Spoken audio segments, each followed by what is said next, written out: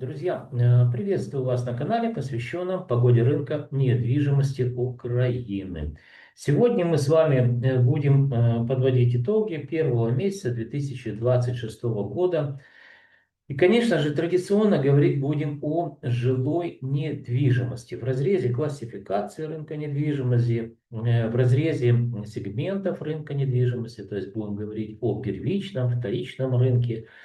В конце видео, друзья, подведем итоги, поговорим, так сказать, о тенденциях, которые я наблюдал на протяжении одного года. И, конечно же, сделаем краткосрочные прогнозы до конца до конца первого квартала, да, 2026 года. Правильно, не слышались. Первого квартала 2026 года. Друзья, смотрим подготовленный мною материал, как я люблю говорить, через призму времени и цифр. Попробуем вместе с вами разобраться с процессами, которые я наблюдал на рынке жилой недвижимости города Киева. Перед вами карта центрального региона Украины. Ну, там мне вот, кстати, люди пишут, что это за деление Украины. Вы и так поделили политики Украину, еще вы делите. Друзья, ну, это от невежества. Ну, кто задает мне такие вопросы, да, это от невежества. Я не хочу ни в коем случае каким-то образом оскорблять вас, но смотрите, традиционно, а это было еще во времена Советского Союза, когда Украина была одной из республик, которая входила в Советский Союз, было разделение каждой республики на регионы, потому что если вы посмотрите карту, то, в общем-то, Украина огромная по площади страна, в которой, кстати, в Советском Союзе проживало 52 миллиона, в отличие от того, что проживает сейчас. Дай бог, чтобы 25 набралось. Так вот, советские ученые, конечно же, экономисты поделили на регионы территорию республики, то есть это западная часть Украины, это центральная часть Украины, о которой сейчас мы будем говорить, это северо-восточная часть Украины, где идут боевые действия, Донецко-Приднепровский регион и Причерноморский регион. Это было сделано с одной целью, чтобы как бы информацию, которая характеризует развитие экономики, в том или ином регионе, ну, это просто удобнее и логичнее. Нельзя сравнивать западную часть Украины, где входят, ну, я вот просто пример приведу, 8 крупных областей. Сравнивать с небольшой частью Украины, которая не Донецко-Приднепровский регион, кстати, Донецко-Приднепровский регион до войны это тоже был вообще самый большой регион по количеству населения. Вы же помните, политики всегда ориентируются, где больше людей, те песни они будут петь. Сравнивать некорректно западную часть Украины, она была на втором месте по количеству людей, с небольшим причерноморским регионом, куда входил Харьков, говорю, Херсон, входил автономная республика Крым, так назывался вот тот Крым, который не наш. И, значит, что там еще у нас? Ну, Киев, вернее, Киев, что-то я сегодня заговариваюсь, этот самый, Одесса и, естественно, Николаев. Поэтому, друзья, надеюсь, ответил на этот ваш вопрос, почему я не делю страну на там, какие-то эти самые, как она называется, правильные украинцы, неправильные. С точки зрения экономистов это было разумно сделать именно такое региональное деление республики, тогда это была республика, для того, чтобы отслеживать корректно и сравнивать все процессы, которые происходят в экономике. Итак, друзья, давайте переходим непосредственно уже к рынку недвижимости. Я напомню вам, что рынок недвижимости является сегментом украинской экономики. Сегодня мы говорим о центральном регионе, а точнее о городе Киеве, куда входят город Житомир, город Черкассы, город Крапивницкий и город Винница. Давайте очень кратко, это сводные данные такие, обобщенные. Легенда карты нам говорит, что до войны в городе Киеве проживало 2 миллиона 950, что-то я заговариваюсь сегодня, друзья. 2 миллиона 950 тысяч. Население такое было довоенное. Вот официальная статистика можете посмотреть на сайте службы статистики. А потом население города Киева, друзья, увеличилось и увеличилось. Но я так думаю, что как минимум на полмиллиона. Почему? Потому что я объясню сейчас логику, почему я думаю, что полмиллиона, потому что, ну вот я с ноября месяца не живу в городе Киеве, благополучно покинул эту, так сказать, Богом, ну ладно, не будем Всевышнего вспоминать, да, покинул данную территорию. Так вот, людей в Киеве в ноябре месяце 2025 года проживало очень и очень много. В отличие от довоенного населения, а я очень хорошо помню, потому что я такой активный человек, и ну, вот реально населения очень много. Появилось это внутренние мигранты, то есть с разных областей приехали люди, с учетом того, что в Киеве, наверное, ну, более спокойнее.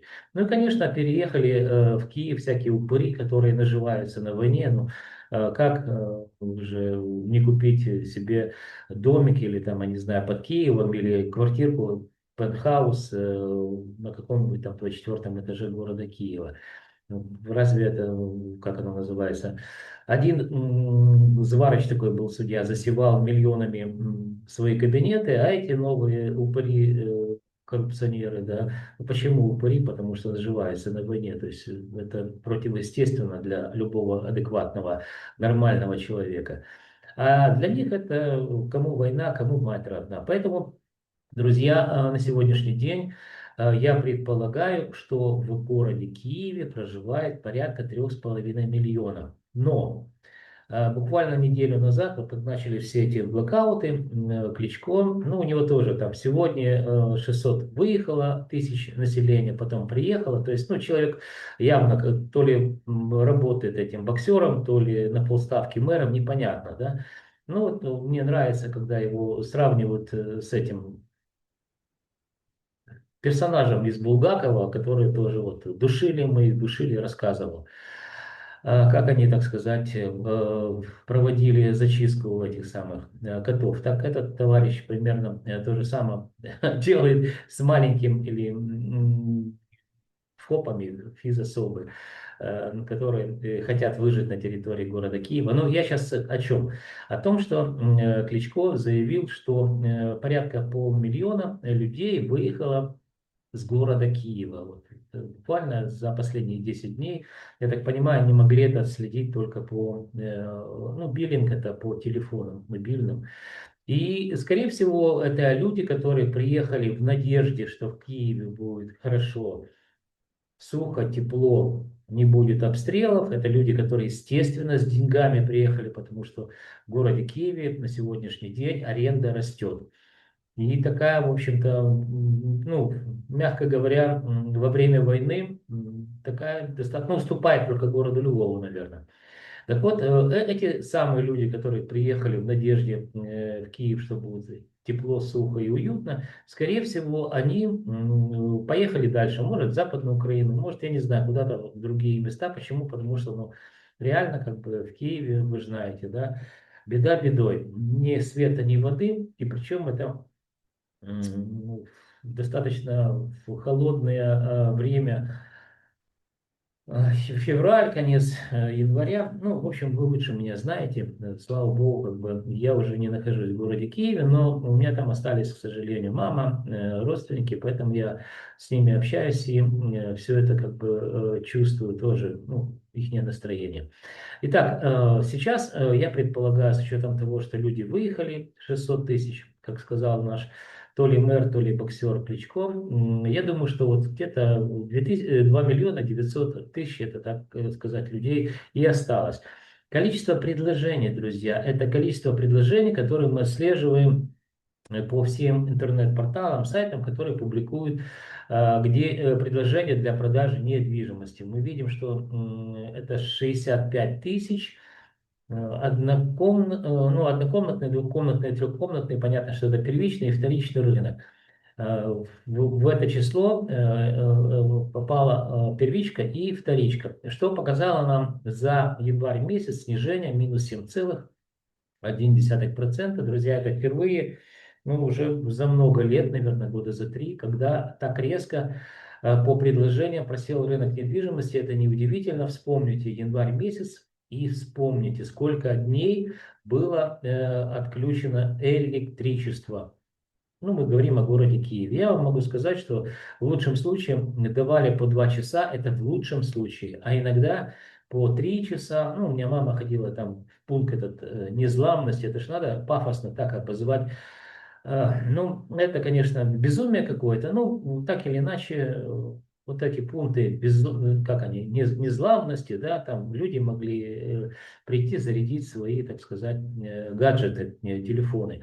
Поэтому, естественно, люди, которые выставляют для продажи недвижимость свою, они выставляют это через интернет-порталы, нет света, нет объявлений. Все, в общем-то, понятно. Поэтому на 7% в январе месяце снизилась активность по предложениям.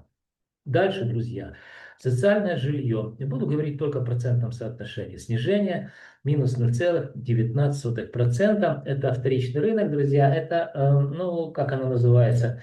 Наверное, первый месяц, кстати, я говорил об этом, что, скорее всего, с января месяца мы будем видеть снижение стоимости квадратного метра, потому что, ну, это безумие жить или выживать в этих каменных джунглях, да, без света, без воды, и чтобы еще стоимость росла, стоимость, я имею в виду, квадратного метра.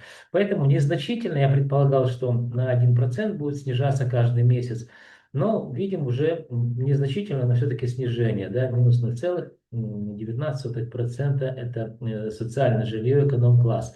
Эконом-комфорт, бизнес-класс, вторичный рынок, здесь нет, продолжается рост незначительный, плюс 0,14%. А в декабре месяце, сравнивая с ноябрем, был почти 1%. То есть не спадающая динамика все равно мы видим, уже не растет по проценту в месяц, уже меньше. Да?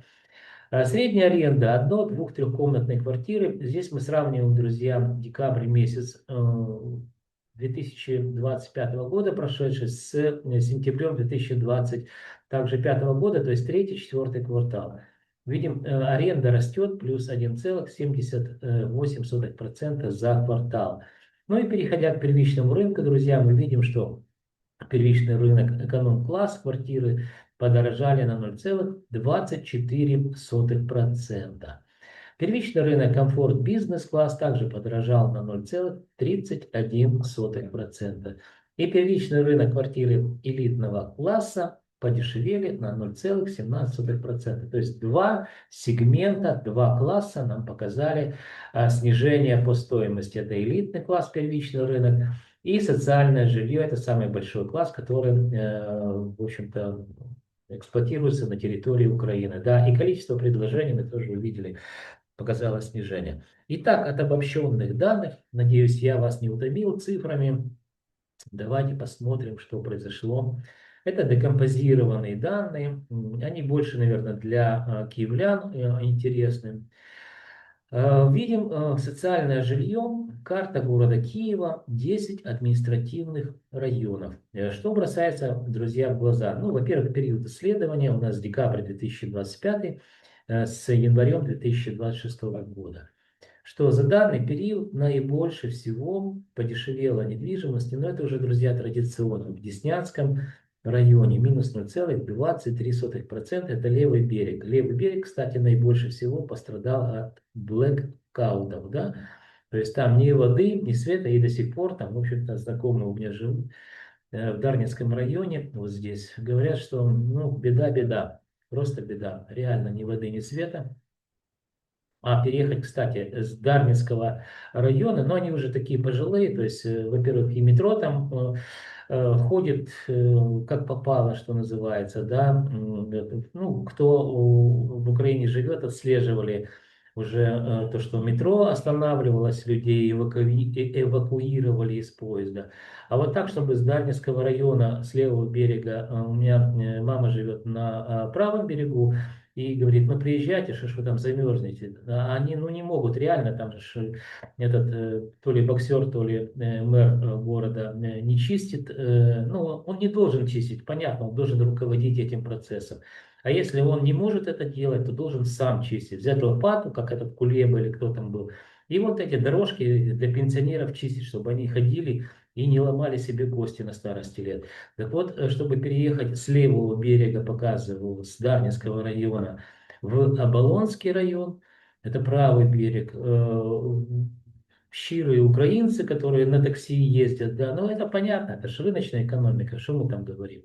Надо заплатить порядка 5000 гривен, друзья. Вот такая вот математика. И эта математика очень интересна для людей, которые живут на пенсию. Напомню, пенсия средняя в городе Киеве составляет порядка, я говорю, не средняя, не низкая, самая, есть минимальная пенсия, порядка 5700 гривен. Не евро, не долларов, друзья, гривен, то есть одну пенсию за одну поездку, так сказать, вот сюда возьми и отдай, да, ну вот такая жизнь. Переходим дальше, друзья, ладно, что-то сегодня я много о личном говорю, но честно, чувствую себя виноватым, хотя в чем я виноват? Я все, что мог, я делал в этой жизни, чтобы быть полезным обществу. К сожалению, пришли те люди, которые совершенно неадекватны состоянию. Ну ладно, хотел сказать неадекватном состоянии, получилось другое слово, да. Теперь, друзья, смотрите, переходя к рынку недвижимости, этот слайд появился благодаря вам. Вы просили меня, покажи, Андрей, а что же произошло с начала войны с недвижимостью. И вот период сравнения почти, ну не почти, ну 4 года, да, в феврале 24, вернее 22 февраля будет 4 года. Смотрите, что происходило с рынком жилой недвижимости. Это социальное жилье, самый большой класс рынка недвижимости, который эксплуатируется на территории Украины. Город Киев не исключение. Ну, на примере я просто показываю. Первый квартал 2022 года, война началась в феврале, помните, да? 24 февраля. 1121 доллар стоимость квадратного метра. Первый год снижения стоимости квадратного метра было значительно, порядка, наверное, ну, 8 или 9, можете посчитать, рэперные точки есть. Сейчас просто не помню на память. Второй год войны, друзья, незначительное даже повышение стоимости было, видим, да. Причем второй год войны, это экономика разрушается, в общем, ну, еще тот, как оно, еще та история, да, и мне задавали мои контрагенты, люди, которые работают в финансовых учреждениях, которые интересуются именно статистическими данными, которых на сегодняшний день днем с огнем не найти в Украине по поводу того, что происходит с рынком недвижимости, они спрашивали, Андрей, а почему же все-таки вот этот рост происходит? Ну, мне сложно было ответить на эти вопросы, но на самом деле я предполагал и предполагаю сейчас, что второй год войны, если вы вспомните, со всех утюгов кричали о том, что война закончится именно в 2023 году. Будем пить кофе на Ялтинской набережной, ну и что-то такое в этом. И было контрнаступление. Помните, да? И вот эта эйфория, я так понимаю, мы работаем с предложениями на рынке недвижимости. В общем-то, эта эйфория и подействовала на мозги продавцов. То есть они решили продавать свою недвижимость чуть дороже. Я это предполагаю, друзья. Напишите, у кого есть какие-то соображения. Показываю вам вот эту часть графика, где мы увидели второй год войны, незначительный рост стоимости квадратного метра.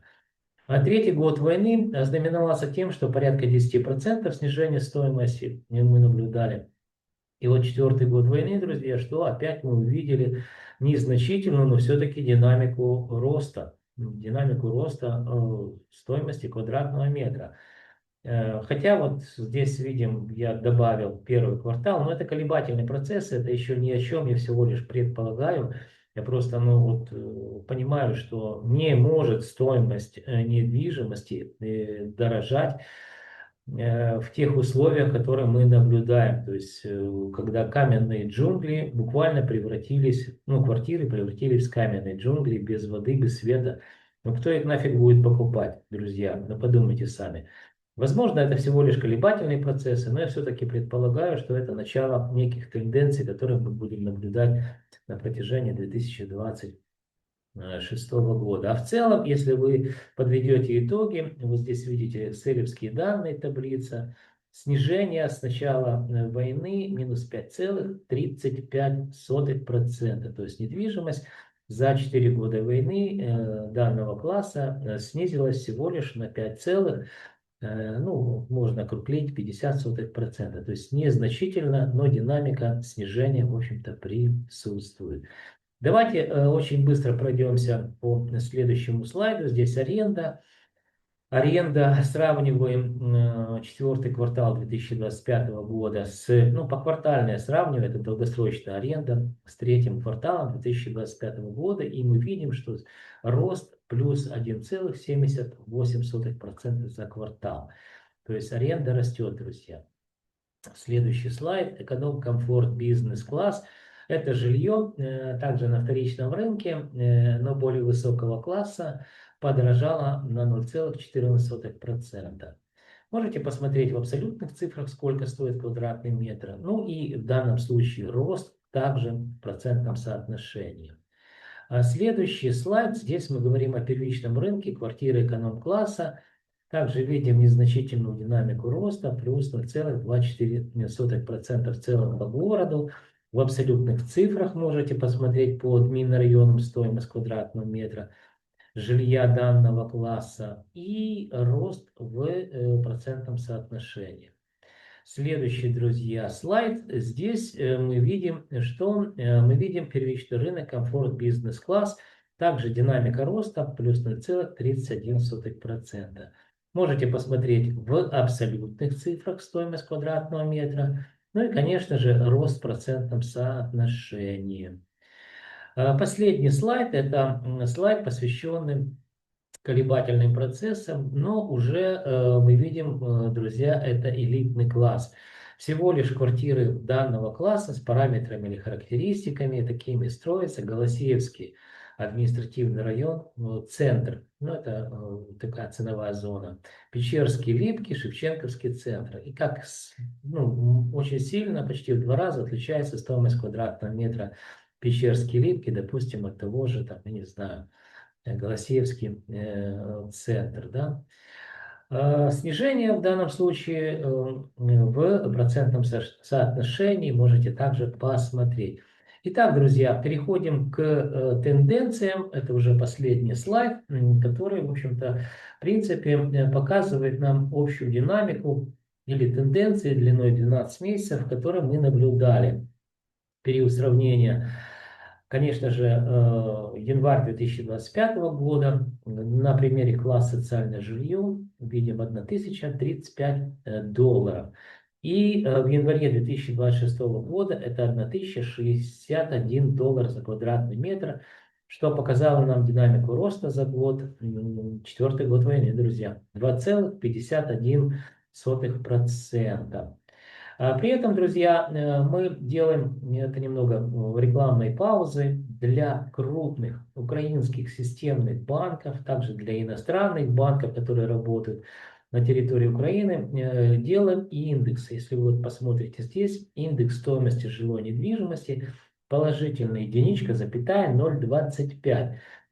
Расскажу, что такое индекс недвижимости. Индекс недвижимости – это макроэкономический показатель, который характеризует изменение стоимости квадратного метра во времени.